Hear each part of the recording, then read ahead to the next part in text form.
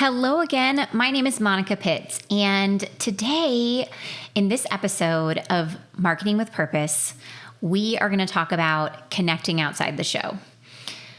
Because I don't know about you, but I am absolutely missing the good old trade show days. I'm like using air quotes right now. I was rolling through some digital photos looking for a good shot to use in an ad, and I saw all these photos from a trade show a few years ago, and I just felt this overwhelming feeling of loss. And I am continually trying to fill that loss virtually in a number of ways, many of which I've talked about in other episodes on this podcast, talking about things like using live streams and email to connect outside the show to keep kindling those relationships and keep that networking going so I can fuel my business. And in this episode, I'm going to talk about connecting using social media. And before I dive in, though, I do have to give you like this full disclaimer that I really don't consider myself a social media expert, because who really is a social media expert out there? You know, it changes so fast that if it's not your full-time job, it is just a bear to keep up with. It's really painful. And it's literally worse than trying to figure out who's on the in crowd in my daughter's fourth grade class. Like, I don't know, it's always changing like every day, right? And I'm honestly not even sure I really like social media, but I know that it's a necessary evil to do business at this point. And so here I am engaging in it and doing what I know how to do, right? And just having now gone on that rant, I realize that that's probably not the best way to start a podcast, to inform you about ways that you can use social media to connect outside the show. So let me backtrack for just a second and try this again. So what I'm trying to explain is that this podcast is not going to be about what you should be posting on social media to get an audience. And even if you're not a social media expert, you can do what I'm going to talk about today. Because being successful at actually connecting with other human beings via social media using the methods I explained today is about paying attention and doing your activities with consistency. And you do that every day. You listen to what others need and want, and you do what needs to be done. So I know that you can do this. So I'm not going to talk about what to post on social media today. Nope. I am going to talk about the way that I use social media as a business owner, a salesperson, and as a representative of my company to connect with people the same way that I would be connecting with people at a trade show, because that's what's missing right now. I'm missing the opportunity to network and meet people face to face. So when I'm posting things on my page in social media, I'm just throwing stuff out there for everyone to see if it sticks in the hopes of starting a conversation. And that's like, you know, putting up a trade show booth someplace, right? But just putting up a booth doesn't make connections. It's not enough. It's the conversations that you have at the booth, or more importantly for me, the conversations that I have at the booths of others at that show, that are going to build the relationships that I need to eventually close business.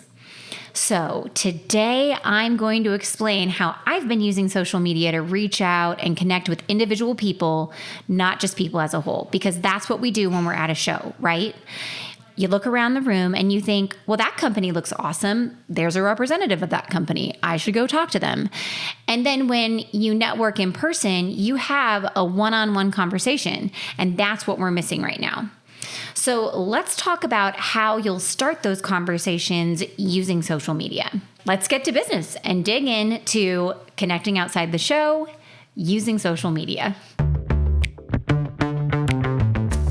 You're on a mission, and you just need more people to know about it. And whether you're brand new to marketing or a seasoned pro, we are all looking for answers to make marketing decisions with purpose. I'm Monica Pitts, a techie, crafty business owner, mom, and aerial dancer who solves communication challenges through technology.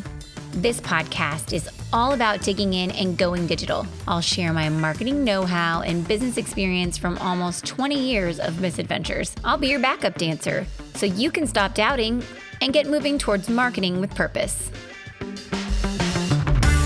So my 10-year-old wrote me a note today, and she said she's excited about summer, but she spells excited EXITED. So like exited. And while I am looking forward to summer, I'm also exited to be recording this. Like, this is a first podcast to be recorded in our new office, and I'm pretty excited about that. So we're working on the acoustics. It's still pretty echoey in here, but with some rugs and maybe some sound absorbing curtains, I know that we're going to get this place all suited up and ready to go. Okay, so let's start with the backstory. First off, the networks that I'd suggest using to connect the way I'm going to explain today are Facebook and LinkedIn, because I know that these tactics will work best on those networks. Most of my language, however, is going to be Facebook related because I'm on Facebook the most, and so that's what I default to. But I have so many people tell me that it works on LinkedIn too. I mean, I just had a person in a mastermind group tell me yesterday that they were using this strategy on LinkedIn, and it absolutely works. So the second part of the backstory is that I want you to think of your main social pages more like social experiments. Because good marketers and sales and development professionals, they're all students of their audience. And, well, I mean, just you being here is an indicator of your awesomeness, right? So you're clearly good at what you do. And you probably already know that you are the student and your audience is the teacher. And I know I sound like a total yogi right now, but bear with me. Okay, so breathe in, exhale out, and use your social posts on your page to give you a gauge of what your audience really cares about.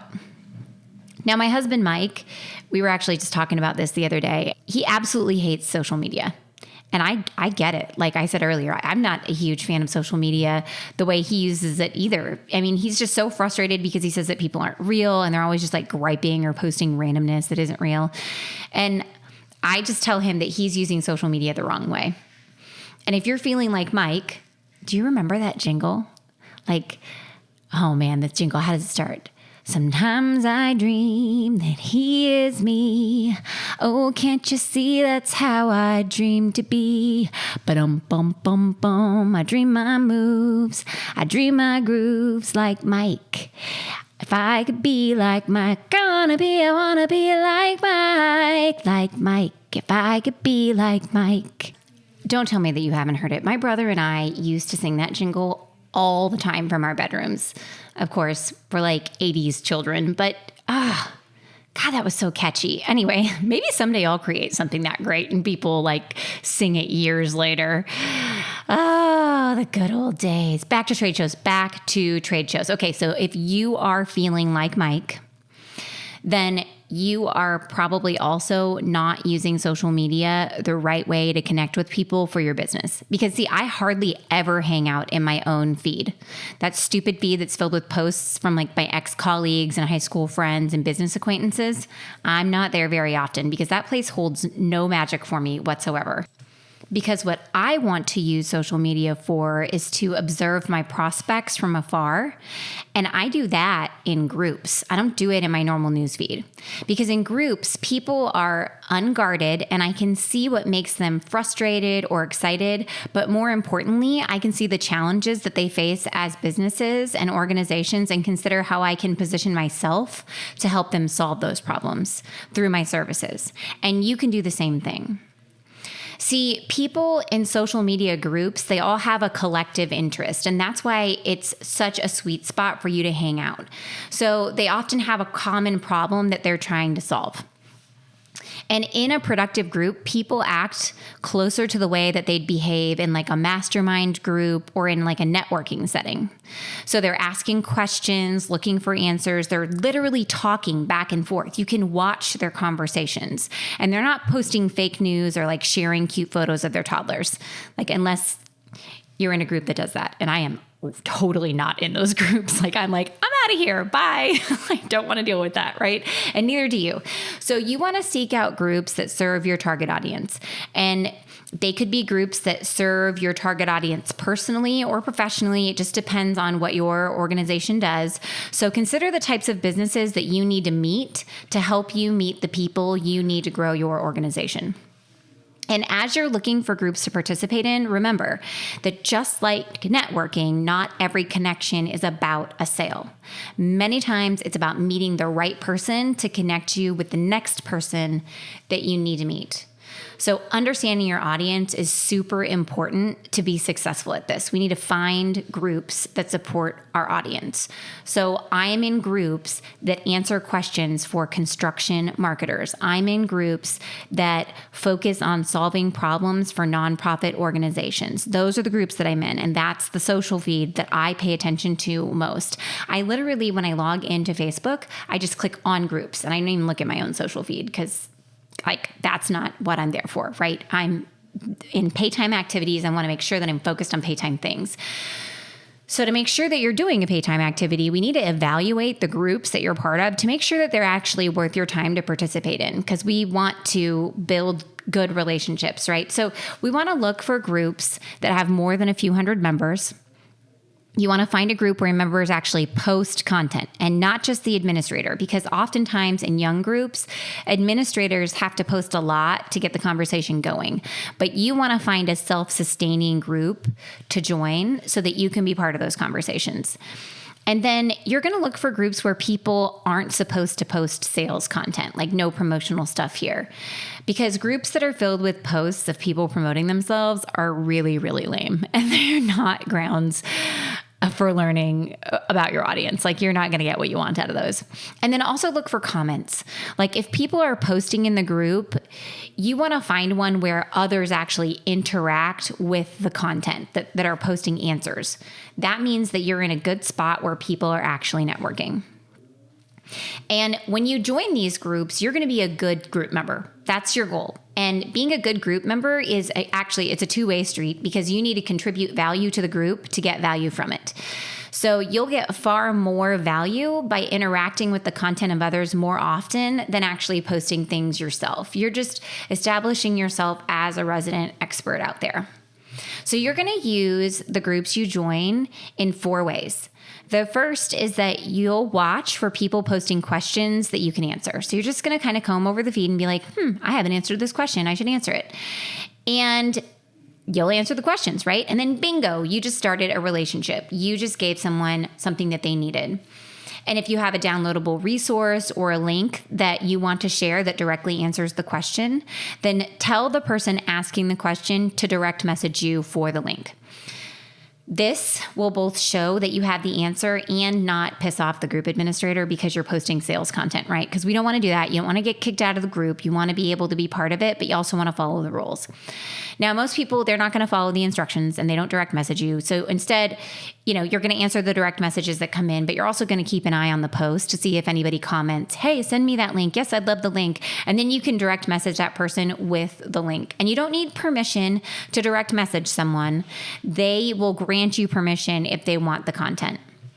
So you want to respond to these in a pretty timely manner, so that way people remember, hey, I asked for that and it's from this person. So that's the first thing you're going to do. You're going to answer questions, either just by typing it in or by giving people a link to go find it someplace else, or telling them to direct message you for the link to go find it someplace else.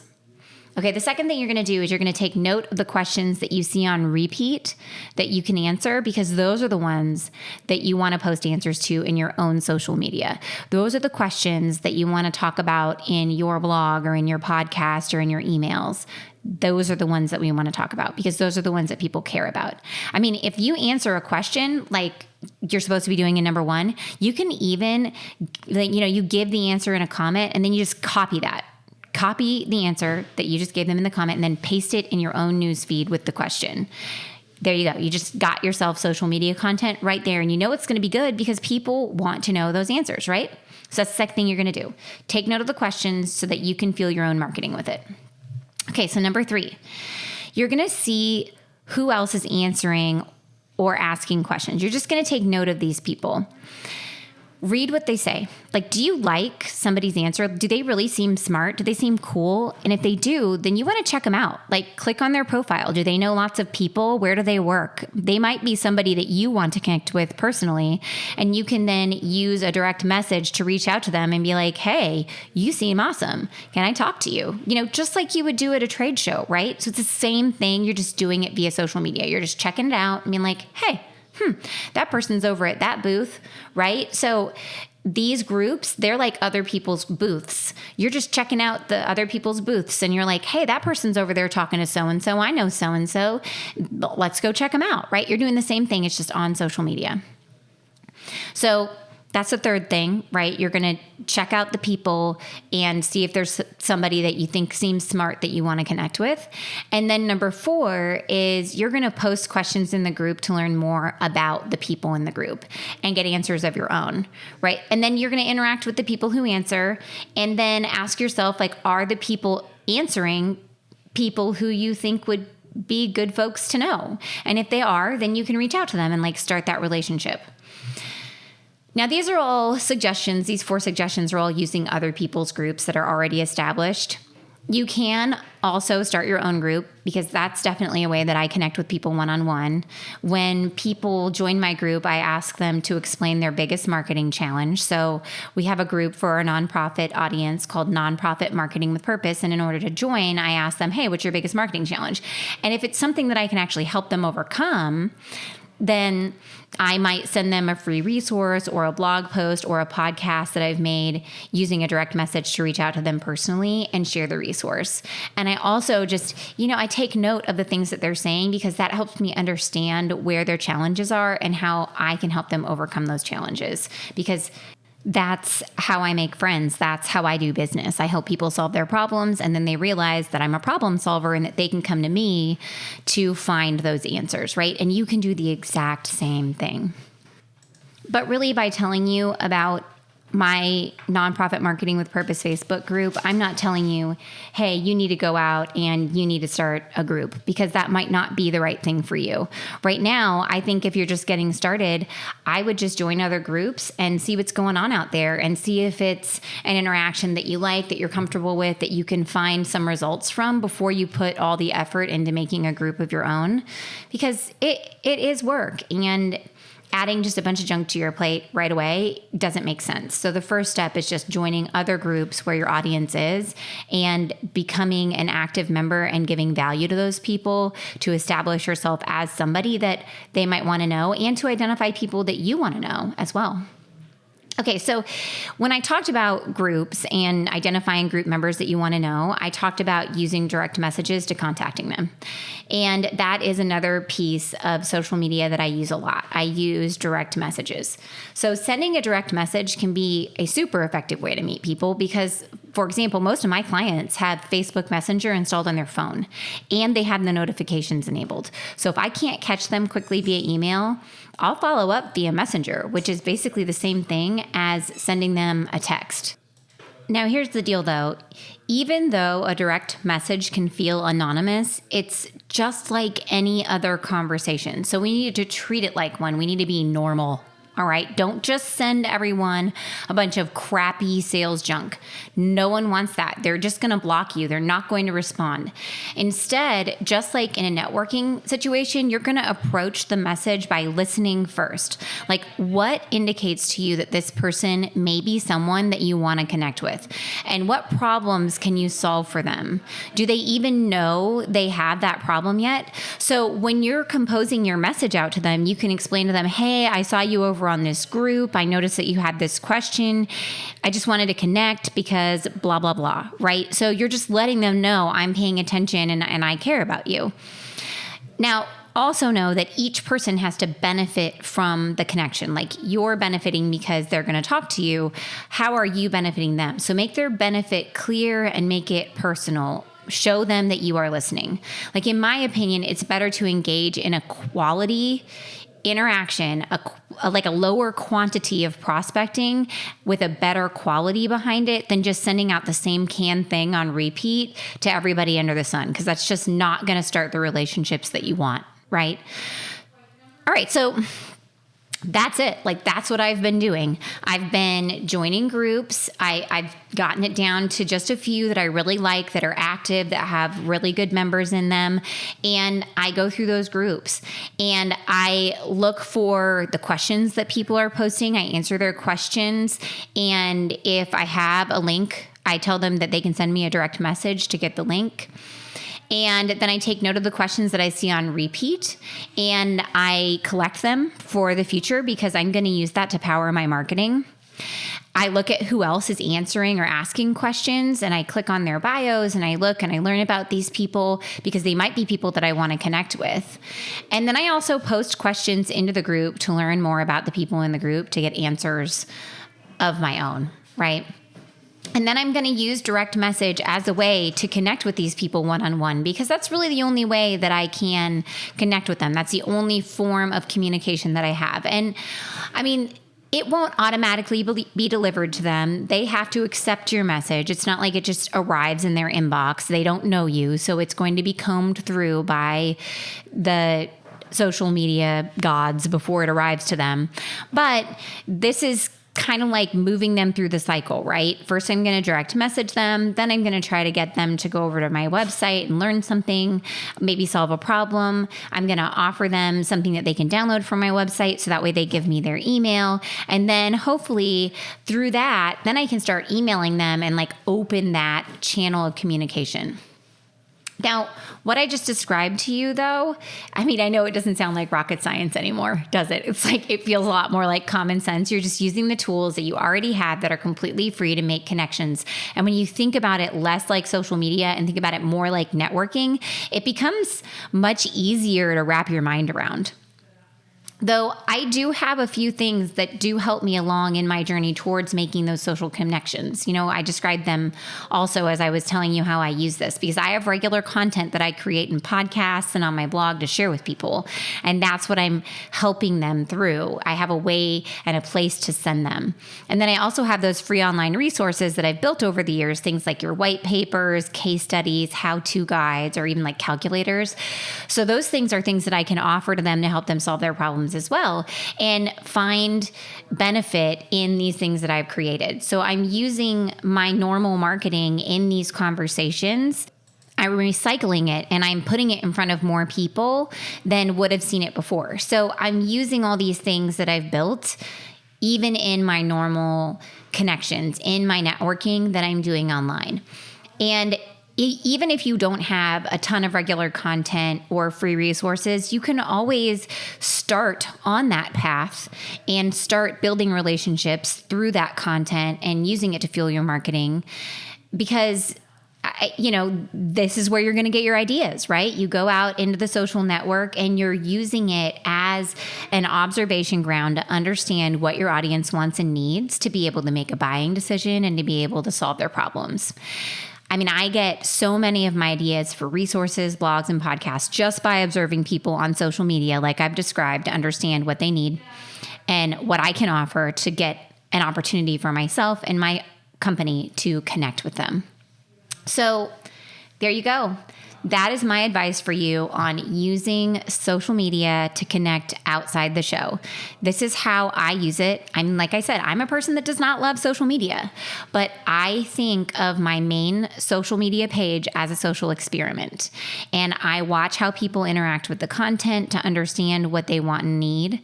And then I use groups and I just go right into that group's feed and I watch how people are conversing, because remember, those people in groups, they act more like normal human beings, like they would behave in a mastermind group or a networking setting. And that's what you need, right? That's how we need to connect. So give it a whirl. Try it out. Try using social media as a Band-Aid, like as a way to fill that loss that we have from not being able to connect with people at that good old trade show. And I know that we're all going to be together again soon. I totally know that. I'm looking forward to it. It's going to be awesome. I don't think I've ever been so excited to go to trade shows in my life as I am to go to the ones that are like still going to happen later on this year. But until then, connecting outside the show, using social media, right? And if you want to know more about live streams or connecting via email, remember I have those 2 episodes for you as well. So thank you so much for your time today. I have really enjoyed talking about this because it's something I've actually enjoyed doing on social media. And like I said, I haven't been loving social media for a long time. So it's been a great find for me. Now, if you enjoyed this episode, or maybe you learned a thing or two, you could subscribe, which I now understand is called follow on iTunes. They just switched that up.